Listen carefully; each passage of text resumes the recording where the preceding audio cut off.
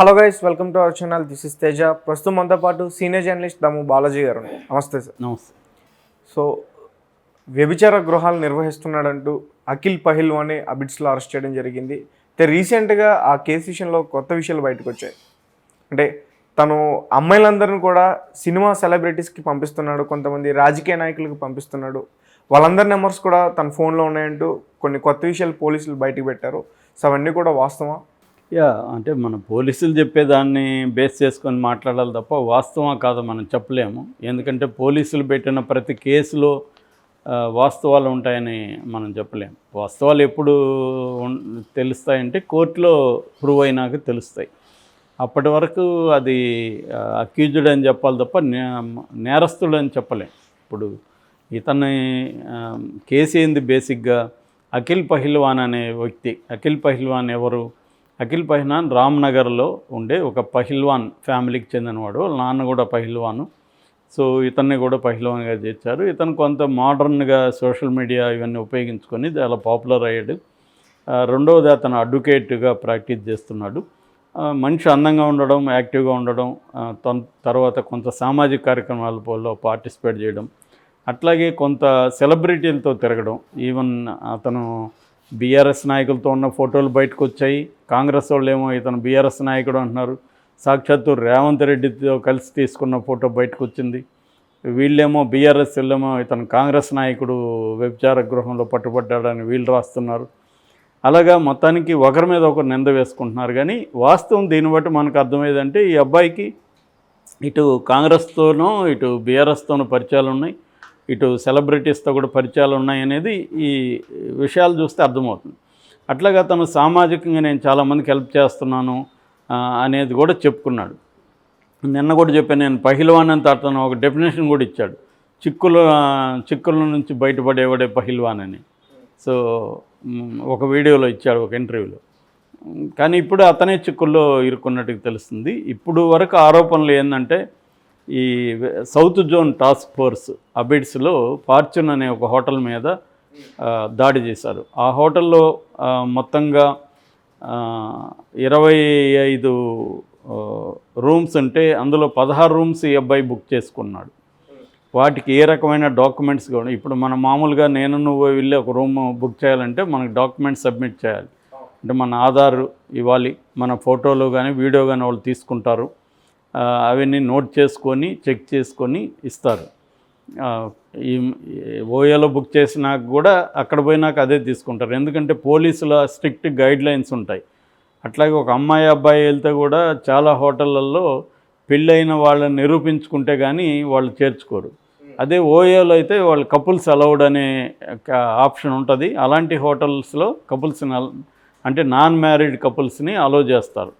అట్లాగే నాన్ లోకల్స్ని కూడా అట్లాంటి వాటిలో అలో చేస్తారు. మామూలు హోటల్లో లోకల్ ఆధార్ని అలో చేయరు. సో ఇవన్నీ కూడా ఏంటంటే లీగల్ కాదు. ఇదంతా లీగల్గా ఎవరినైనా అలో చేయాలి. వాళ్ళు పెళ్లి చేసుకుంటున్నారా లేదా హోటల్ వాడికి అనవసరం లీగల్గా తీసుకున్నప్పుడు. కానీ లీగల్ వేరు, ఇటువంటి హోటల్స్ అంతా కూడా స్థానిక పోలీసుల గైడెన్స్లో నడుస్తుంటాయి. వాళ్ళు లాడ్జ్ వాళ్ళకందరికీ ముందే చెప్పెడతారు, ఇలాంటివి మీరు అలో చేయకూడదని, చేస్తే మేమే సీరియస్ అని. అందుకని పోలీసులకు భయపడి వాళ్ళు ఇలా చేస్తుంటారు. సో ఈ కాంటెక్స్ట్లో ఇతను ఫార్చ్యూన్ హోటల్లో ఒక 16 మంది అమ్మాయిల్ని దించాడని చెప్తున్నారు. ఈ అమ్మాయిలంతా కూడా వెస్ట్ బెంగాల్ నుంచి తెప్పించాడు, ముఖ్యంగా కలకట్టా నుంచి వచ్చారని చెప్తున్నారు. ముంబై నుంచి ఒక అమ్మాయి మాత్రం ముంబై నుంచి వచ్చింది. 16 మందిలో 15 మంది వెస్ట్ బెంగాల్ అమ్మాయిలు. సో ఇప్పుడు ఏంటంటే అతను అరెస్ట్ చేసి కోర్టుకు పెట్టారు. ఈ క్రమంలో అతను విచారించినప్పుడు జనరల్గా అతను ఫోన్ తీసుకుంటారు కాబట్టి ఆ ఫోన్లో ఉండే ఫోన్ నెంబర్లు అవన్నీ కాంటాక్ట్ లిస్టు ఇవన్నీ పరిశీలించారు. దీంట్లో నుంచి షాకింగ్ విషయాలు బయటకు వచ్చాయని చెప్తున్నారు. అందులో తెలుగు సినిమాకి సంబంధించిన చాలామంది హీరోల ఫోన్ నెంబర్లు ఉన్నాయి, రాజకీయ నాయకుల ఫోన్ నెంబర్లు ఉన్నాయి, ఇవన్నీ చెప్తున్నారు. సో వీళ్ళందరికీ ఇతను అమ్మాయిని సప్లై చేసేవాడు. రెండోది అతని దగ్గర వివిధ దేశాల నుంచి కూడా దాదాపు 20 నుంచి 30 అంతర్జాతీయ ముఠాల ఫోన్ నెంబర్లు కూడా ఉన్నాయి. అంటే అంతర్జాతీయంగా ఇటువంటి సెక్స్ వర్కింగ్ ఏజెంట్స్ అనొచ్చు, లేదా వాళ్ళని బ్రోకర్స్ అనొచ్చు ఏమన్నా. సో వాళ్ళ ఫోన్ నెంబర్లు కూడా ఈ అబ్బాయి దగ్గర ఉంది. అంటే ఈ అబ్బాయి కొంత దీన్ని సిస్టమేటిక్గా ఆర్గనైజ్డ్గా పెద్ద ఎత్తున నడుపుతున్నాడు అనేది చెప్తున్నాడు. మామూలుగా ఇలాంటి అమ్మాయిల్ని ట్రేస్ చేసి ఆ అమ్మాయిలకి పర్ డేకి 15,000 to 25,000 వరకు సంపాదించుకోవచ్చు అని చెప్పి, అంటే వాళ్ళ అందము, మిగతా విషయాలు, ఏజ్, ఇవన్నీ ఉంటాయి క్రైటీరియా.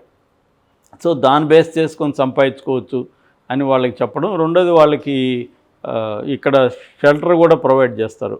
ఇట్లా రూమ్స్ ఇవన్నీ కూడా ఈయనే ప్రొవైడ్ చేస్తాడు. ఇలా చేసి ఈ అమ్మాయిల ఫోటోలు ఇవన్నీ మంచిగా తీసి దీన్ని సెలబ్రిటీలకు పంపించడం.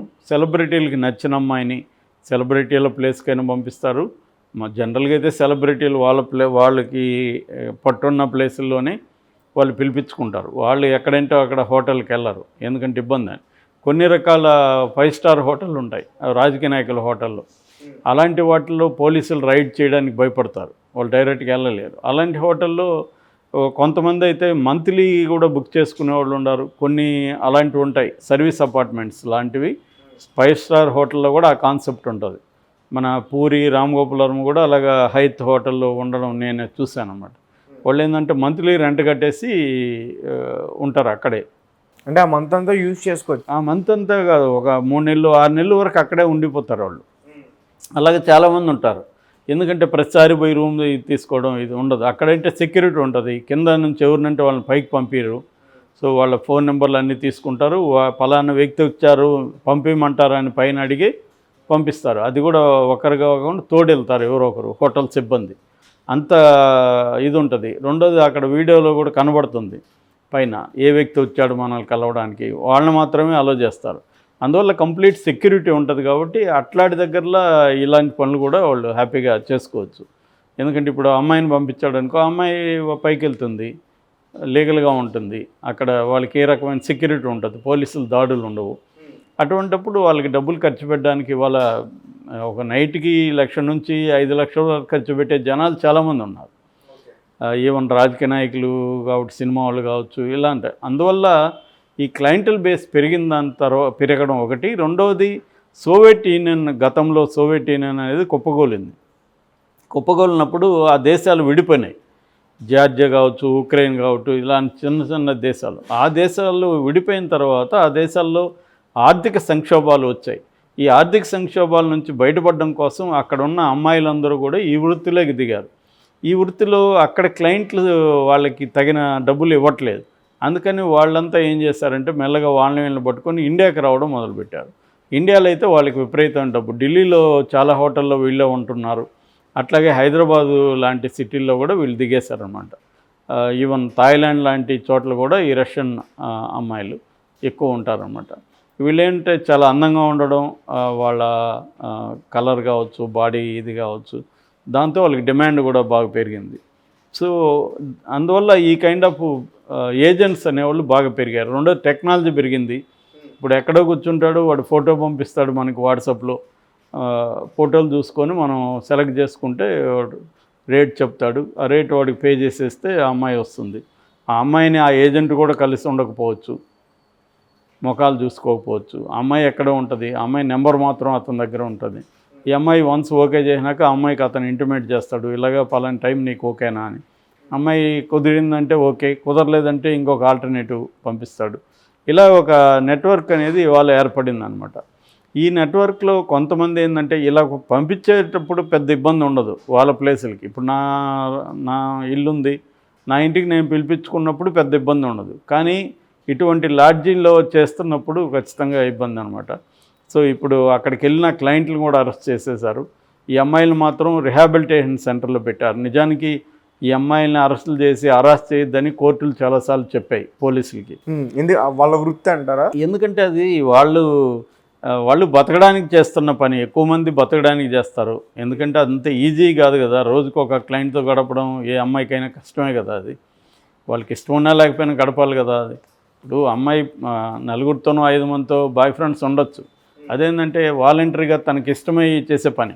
ఇది అట్లా లేదు, కేవలం డబ్బుల కోసం అన్నోన్ పీపుల్తో అంతా కూడా గడపాలి. అది బిగినింగ్లో బాగానే ఉండొచ్చేమో, కానీ తర్వాత ఫిజికల్గా, మెంటల్గా వాళ్ళ మీద స్ట్రెయిన్ పడుతూ ఉంటుంది. వాళ్ళు ఎలా క్లయింట్లు ఎలా బిహేవ్ చేస్తారో తెలీదు, వాళ్ళ యాటిట్యూడ్లు రకరకాల వ్యక్తులు ఉంటారు. సో అవన్నీ భరించాలి. దీని మీద చాలా డాక్యుమెంటరీ హాలీవుడ్లో సినిమాలు కూడా వచ్చాయి ఇలాంటి, అంటే ప్రొఫెషనల్గా కాల్ గర్ల్స్ వాళ్ళ లైవ్స్ ఎలా ఉంటాయి అనే దాని మీద చాలా పుస్తకాలు వచ్చాయి, సినిమాలు కూడా చాలా వచ్చాయి వరల్డ్ వైడ్గా కూడా. దాంట్లో వాళ్ళ దారుణమైన పరిస్థితులు చూపించారు. వాళ్ళు కూడా మెల్లగా ఏమవుతుందంటే డ్రగ్స్కి, మందుకి, లిక్కర్కి అది అలవాటు కూడా అయిపోతారు. ఈ పరిస్థితుల్ని తట్టుకోవాలంటే వాటికి అలవాటు అయిపోతారు. కొంతకాలం తర్వాత ఏజ్ అయిపోయినాక ఈ వృత్తి చేయలేరు, అప్పుడు మళ్ళీ దివాలా తీస్తారు. ఈ లోపల కొన్ని జబ్బులు వచ్చే అవకాశాలు ఉన్నాయి ప్రాపర్గా ఇది లేకపోతే. రెండోది ఒక్కోసారి వాళ్ళని మిస్యూజ్ చేయడం, వాళ్ళని హత్య చేయడం వరకు కూడా జరిగినాయి మనకు అనేక సంఘటనలు. సో ఇలాంటి ప్రాబ్లమ్స్కి సుప్రీంకోర్టు కూడా అనేక సార్లు ఏం చెప్పిందంటే ఈవెన్ దీన్ని లీగలైజ్ చేసే విషయం మీద ఆలోచించమని కూడా సెంట్రల్ గవర్నమెంట్కి చెప్పింది సుప్రీంకోర్టు. ఎందుకంటే వాళ్ళ దగ్గరికే కదా వెళ్తాయి, జడ్జెస్ దగ్గరికి అనేక కేసులు వెళ్తాయి కాబట్టి వాళ్ళు చూస్తుంటారు ఈ విమెన్ యొక్క బాధల్ని. అందుకని ఇప్పుడు కూడా ఈ కేసులో కూడా విమెన్ని రిహాబిలిటేషన్ సెంటర్కి పంపించారు. ఒక 4-5 మంది క్లయింట్స్ని అరెస్ట్ చేశారు. ఈ అబ్బాయిని కూడా అరెస్ట్ చేశారు. ఇప్పుడు ఈ అబ్బాయి ఎవరెవరికి సప్లై చేశారు ఈ డేటా అంతా తీస్తున్నారు. ఇందులో రాజకీయ నాయకులు, సినిమా హీరోలు వీళ్ళు ఉన్నారని చెప్తున్నారు. మరి అవన్నీ బయటకు వస్తాయంటే నాకు తెలిసి అవన్నీ బయటికి రాకపోవచ్చు.